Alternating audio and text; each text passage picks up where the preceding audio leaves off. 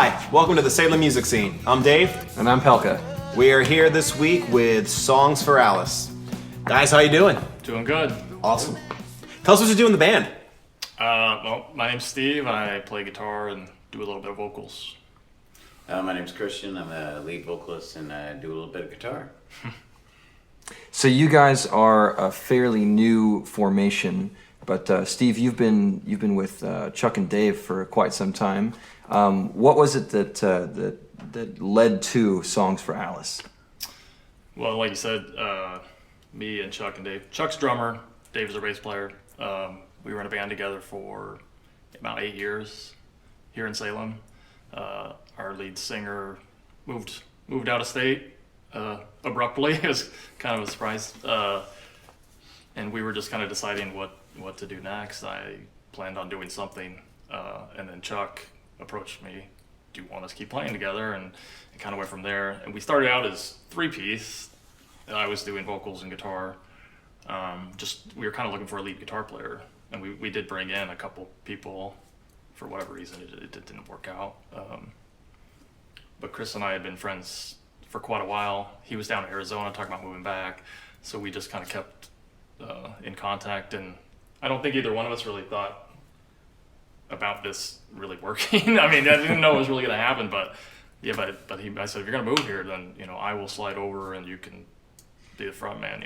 That would be awesome. Yeah, it was kind of an idea because I wasn't sure. I was picking between Salem or Denver to move to because I had a job opportunity there, and plus I even tried out for the Stone Temple Pilots too when they were doing their open audition singer there, and I even told Steve that ahead of time. I was like, well, if that doesn't work out, between me and the 15,000 other people that audition, then maybe if I end up in Salem, I'll see what I can do. And I sent him my audition things, and he was like, yeah, I think it might work. So yeah, I was pretty excited. I know what a great frontman is. He was in a band called Misery Science up in Portland several years ago, and we played shows together, and they were great, and I knew what he could do, and it just ended up working out really well. So Yeah.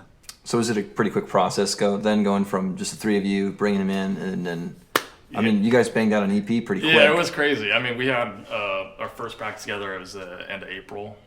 Yeah, right at the end of April. The end of July, we had a 4-song EP, and now we've played a couple shows. So yeah, it all happened really quick. Came together.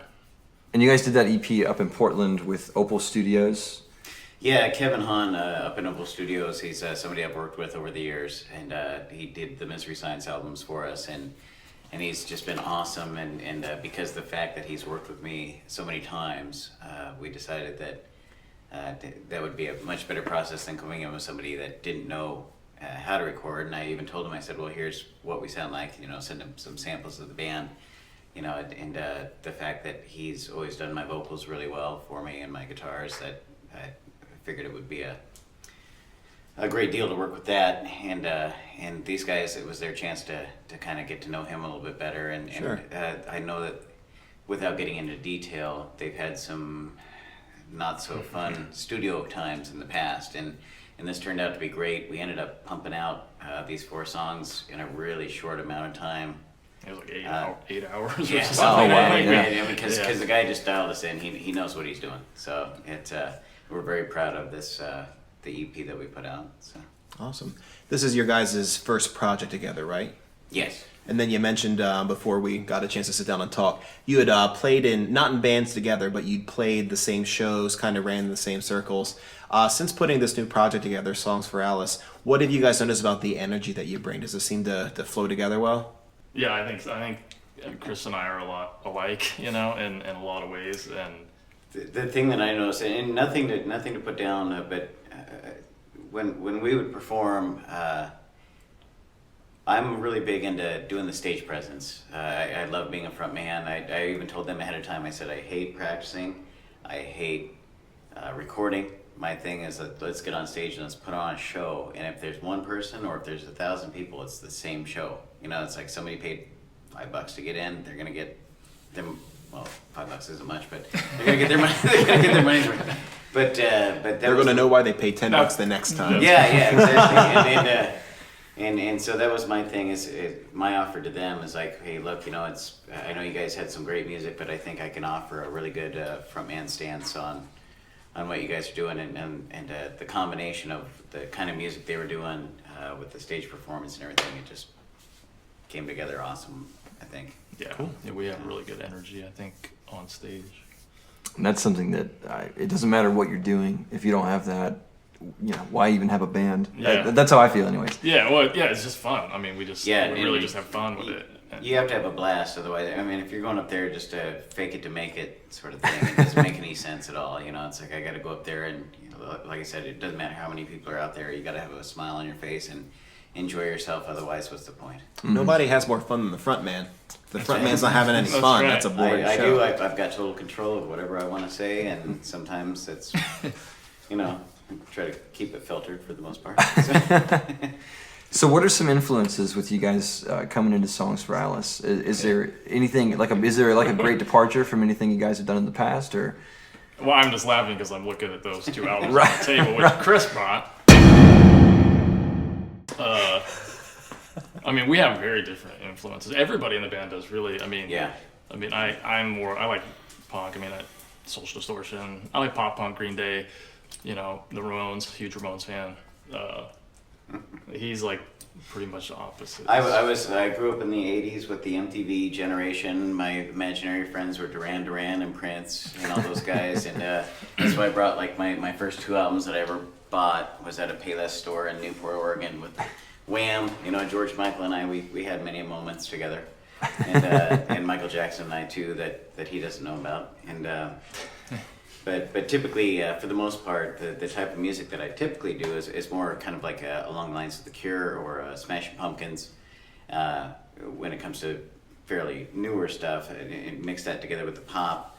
And I know that that's not what they were looking for, so it's been a little bit of a different change for me because I've had to learn to kind of simmer down the songs a little bit, not have the long intros or melodic sort of things. It's like, hey, let's just keep it simple and let's just go. And even though it's been a complaint at some of our shows, with it being just a nonstop go, go, go, go, go sort of thing, I'm sure eventually they'll let me, at some point in time, write a little bit slower melodic song, just to put somewhere in the middle, just to get my little influence out there. But otherwise, I'm having a hell of a time, or I shouldn't say that, great time, playing these fast pop songs. It's great. Was there back before you guys had decided, all right, I'm going to be a musician, this is what we're going to do, do you guys remember if there was a particular album or a moment that was a defining moment that was all right, I have to be a musician and this is why? Well, for me, it was I was in high school, 1996, 94 maybe, somewhere in there. Don't want to give my age away too much, but I went to an NXS concert. And it was my first concert I ever went to, and it was $12. It was awesome. It was at Memorial Coliseum of Portland, and I got to watch a band play and have a great time for 2 hours. And what ended up happening is I'm in the audience, and these guys are taking somebody else's 2 hours. Everybody that's in the audience, these people get to escape from their lives for 2 hours and not worry about a thing and just enjoy themselves. And the person that was up on the stage was putting on such a great performance. That's when all of a sudden I was like, that's it. That's what I want to do. I couldn't believe it. It's like, I want to bring that joy to everybody else too. I want to be able to go out and be like, you know what? Everybody else, put your lives away, put it on a shelf, and enjoy yourselves and have this time. It's like watching a fun movie. Yeah. It's your chance to basically escape. And that's when all of a sudden I was like, you know what? I'm picking up the guitar, and I already knew how to play guitar at the time, but now I'm going to actually write my own songs and play songs that I hope that people will listen to and want to hear, and do the exact same thing, come to our shows and be like, wow, I got to escape from my own personal life for a while and enjoy a great time. You knew how to play the guitar. Now you know why to play the guitar. Exactly, yeah. That's awesome. Yeah. I just don't have that cool of a story. I wish I did. No, I just one day thought it would be cool to learn some chords and sit around and play Kumbaya or something. I don't know. I just, We could do that. I just thought it would be cool, and it went from there. So That's pretty punk rock, though. I know, Play chords and totally, start a right? band, right? Yeah, That's I what mean, you That's how it all do. goes, yeah. So yeah, You'll get better as you go along, right? I can't match that cool story, Sorry, but I apologize. it is what it is. So Well, we all do it for different reasons. It's just important that you're doing it. yeah, I'm glad.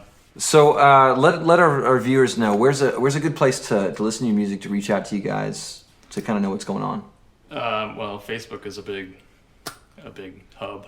Yeah. Yes, but we have CD Baby and Bandcamp. If you just do a search on Facebook for Songs for Alice, it'll pop up and it'll give you the 30-second clips of all the songs, and then on top of that, if you decide you want to purchase them, they're available for digital download. Otherwise, we have the CDs for sale at the shows. That's perfect. That's perfect. Well, you guys can catch Songs for Alice here in Salem and around the area.